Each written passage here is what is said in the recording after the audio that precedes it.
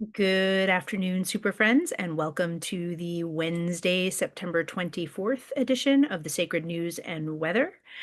And today's message basically came straight from my journals. I literally jumped up in the middle of the night last night, about 2:30 in the morning, and I grabbed a pen and my notebook, and I just basically wrote down a channeled message that went right from spirit into my hands. And it was like I almost didn't even have a choice as to what I was going to take in or like what was going to come through. It was a little bit wild. Um, I think, well, if you've hung around with me long enough, you know that I'm a woman of a certain age. I'm 50 years old, and I wake up in the night with some frequency, as you do after almost 20 years of shift work and parenting and perimenopause, all of those things.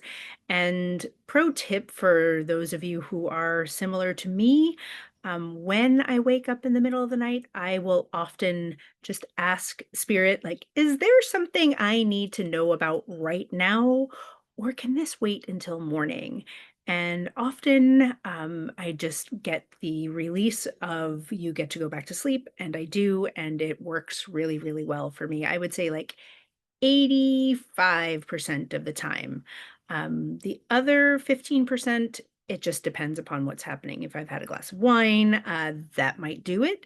If there's something I'm ruminating on, that might do it. But also, there are nights like last night where I am literally instructed to get up, wake up.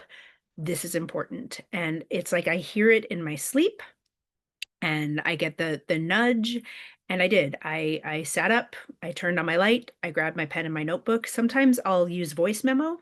If this happens to you, sometimes I'll use voice memo to take something down.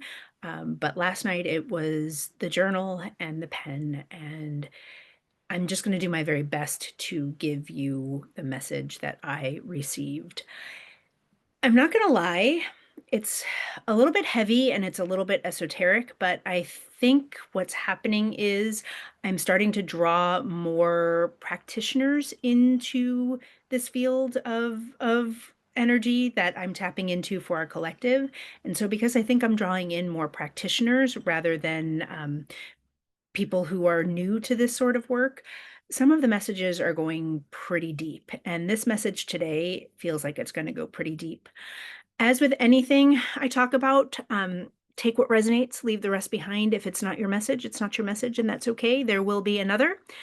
There will be some down below. If you take a look down below, as always, when you like, share, subscribe, comment, it's a way of like, it's like a transactional way of me feeling into your energy. And while I don't love transactional anything, we're really good at it in this human realm.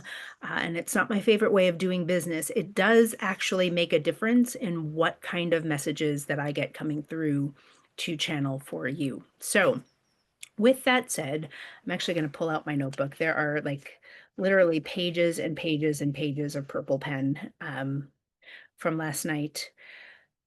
And I may end up reading some of it to you, but I'm going to try not to. I'm going to try and just deliver.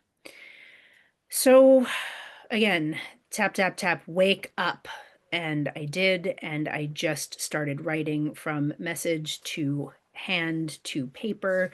It just came out. And what was coming out, I feel like it's related to all of the rapture talk that has been around because this is something that I have believed for a really long time. And know very clearly in my bones, but for some reason, Spirit wanted me to really feel it last night and reiterate it to you, which is for the people who thought that they were leaving Earth for heaven, um, that's not why you came here.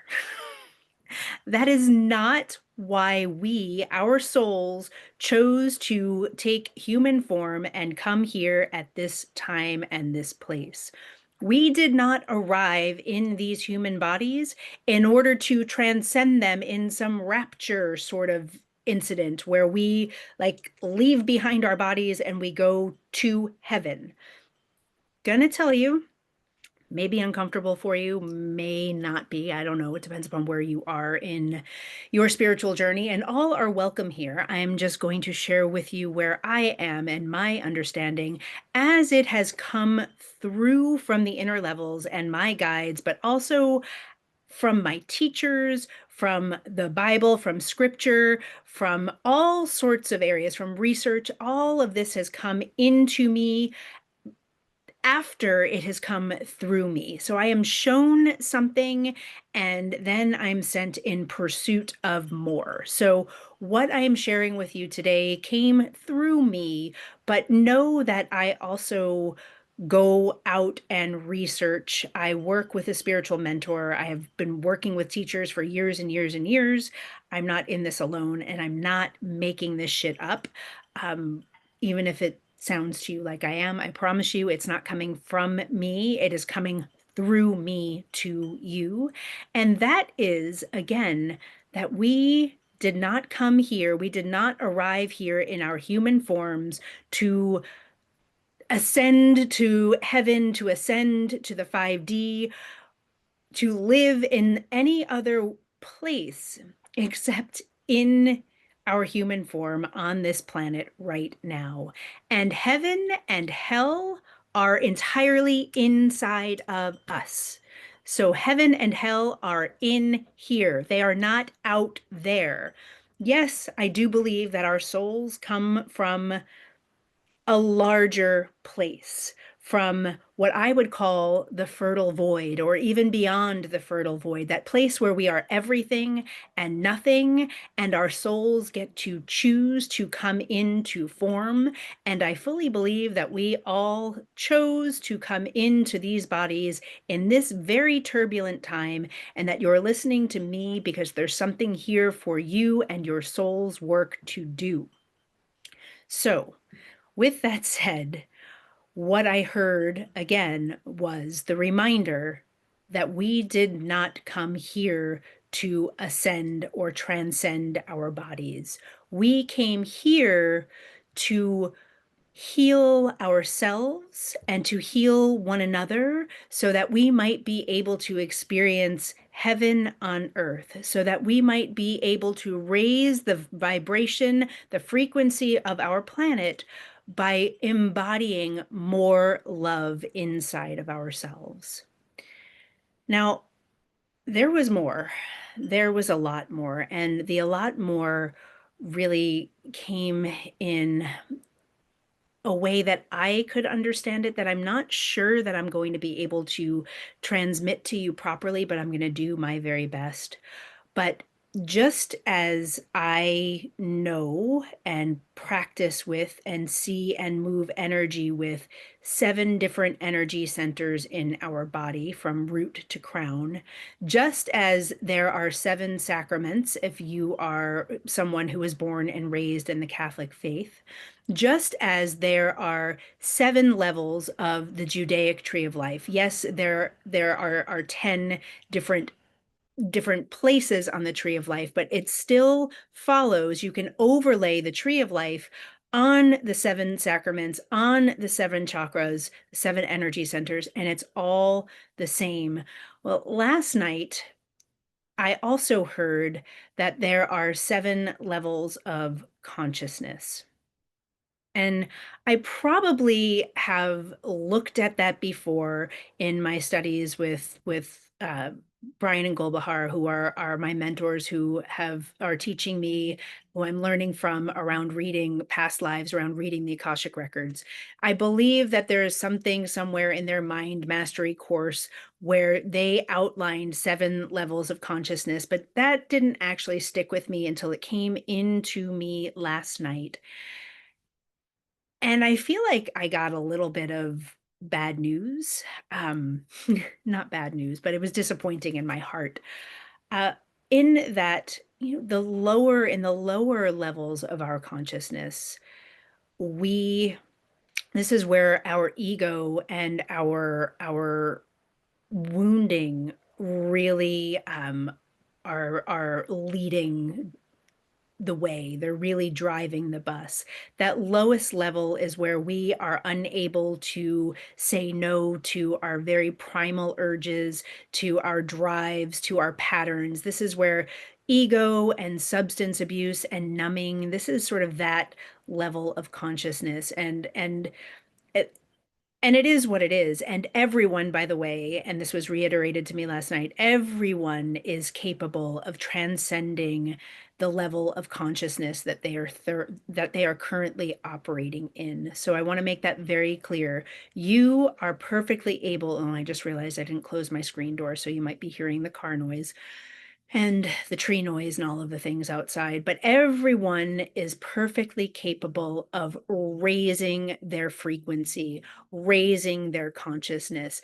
Everyone is perfectly capable of transcending their ego, transcending their wounds, transcending their patterns, and moving into higher realms of understanding, of being, of love. We are all capable of rising up through the layers and levels of consciousness to that highest level of consciousness, which is really what I would call Christ Sophia consciousness. It's really where the Christ light is pouring in. And again, not about Christianity here, but about that pure, unabashed,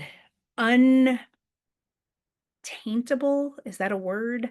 Unwavering love. It is that frequency of no matter what you do or do not do, I will be able to hold you in love. That's sort of the highest level. If the lowest level is that egoic, I can't get out of my own way. I'm driven by the material world. I'm driven by my material desires. I'm driven by my patterns. I'm being ruled by something else. That's the lower level. The highest level is that Christ light, that Christ consciousness area. And most of us really dwell somewhere in between. And the disappointing news that I got last night while I was writing incessantly for about an hour and a half was that there are some souls who come in again and again and again and again and are never able to transcend that lowest level of consciousness. They can never transcend their ego. And it kind of broke my heart a little bit. It was like, really? People will do this over and over and over again? And what came through was that phrase of, forgive them, for they know not what they do. It's almost as if they don't even know that there's more. There's this feeling of the desire for power, the desire for materialism, the desire to have like their base desires like quenched immediately. Like there's this like grasping energy there. And because they can like ease the pain or quell their pain like in an instant with like some sort of like indulgence or gratification, whether it's like sex or money or drugs or alcohol or like whatever it is that they're grasping at, if they can get it in that moment, their soul feels like they've been successful and they don't know that there's more. And it just made my heart a little bit heavy that I think prior to what I was given last night, I think I held the belief that we most of us are always on a path, on a soul path of growth and up leveling and really rising up into that ultimate Christ consciousness love, that eternal love place. And so that was a little bit hard. But the good news is that it was made so clear to me that we are actually very much able to transcend all of the layers to rise up to that Christ consciousness place of, I forgive you, I love you, I can hold you wherever you are. We are all very much capable of doing that kind of work. And I feel like I was given a very clear download about how I'm meant to teach this out in the world in a very tangible way, rather than this more esoteric, I'm channeling a message to you. So look for that. That's going to come. It's still in its infancy and it needs to expand. But sorry, I'm listening.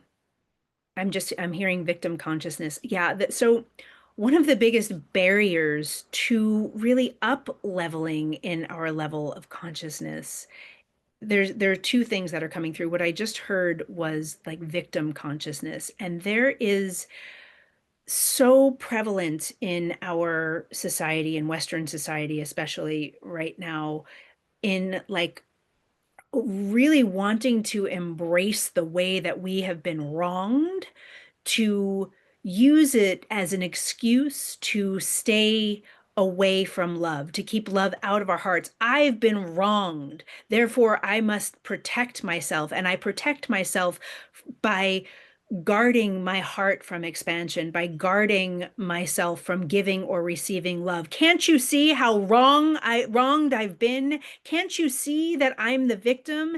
And I just want to say that there's no shame or blame in holding the frequency of the victim consciousness. I can tell you that I basically lived there all through my life, maybe like right through my mid 30s, when I somehow woke up and realized that like I'm just, if I'm gonna be the victim, that's all I'm ever going to live is victimhood. And so I've got to do something more. And that's where things opened for me in terms of my spirituality and my growth. But so you're not doomed to be in victim consciousness either. But we need to remember that we are just inviting more victimhood toward us if we are operating from being a victim, from wanting to punish our perpetrators, whether it is the government or our mothers or our boyfriends and girlfriends or husbands or wives or partners. Like when we stay in that I am the victim place, there is no room for us to ever claim our power. And our power, true power, is recognizing that we are all one and that we are not meant to have power over one another. We are meant to give and receive love, give and receive love, give and receive love. And this was the other piece that was being whispered in my ear, which is I feel like I'm supposed to go and read you something, but let me see if I can explain it because I don't know where in my notes it's going to be, and it may take me a few pages. But victim consciousness comes from a place of the past, of wounding that was inflicted upon us, and it gets perpetuated out into the future.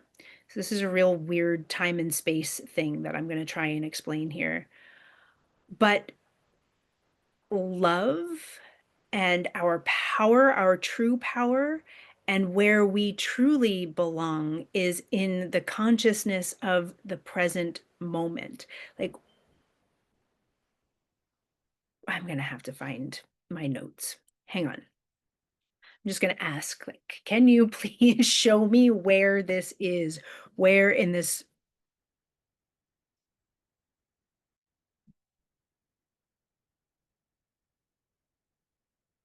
Hmm. Souls operating in higher levels of consciousness operate in the now. I'm going to read that again. Souls operating in higher levels of consciousness operate in the now. So it's not about past wounding. It's not about where we're going. It's about where we are right here. And can we be in the frequency of love right here and now? When we are future casting, we come out of the frequency of the vibration of love. When we are in the past, we tend to stay in victimhood, and sometimes we skip the now and we bring the victimhood into the future by wanting to inflict pain or punishment upon those who have wronged us, forgetting the way that we have grown, the way our souls have grown and expanded and evolved, and our knowingness has grown and expanded and evolved through some of that very wounding that we experienced in the past from that perhaps that very moment of victimization that happened to bring us to this present moment where you're all listening to me wondering what the hell I'm talking about. I'm kidding. I suspect those who are meant to will be able to follow me. And I encourage those of you who have questions to come and ask them of me. I am so happy to talk about this stuff anytime I can. Let me see what else is here that wants to be communicated. I'm gonna look at my notes. Ah, so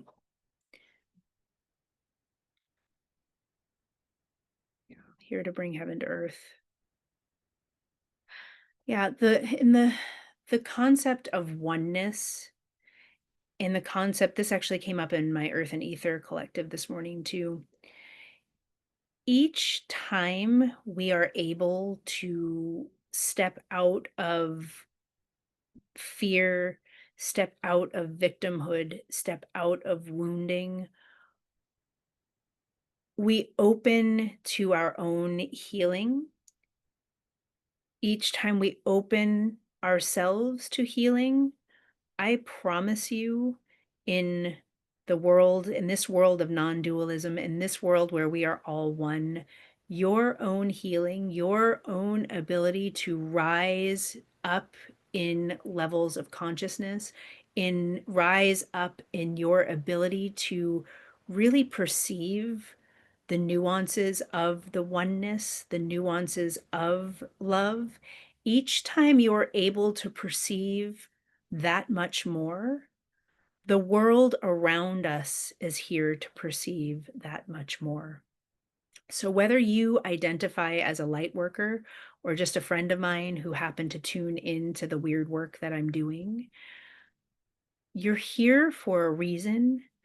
And you're here to up level not just yourselves, but to up level the frequency of our planet. It is no mistake that so many humans are really beginning to have more than their five senses come online. And that's the very thing I'm talking about here today in raising up your consciousness and getting closer to Christ consciousness.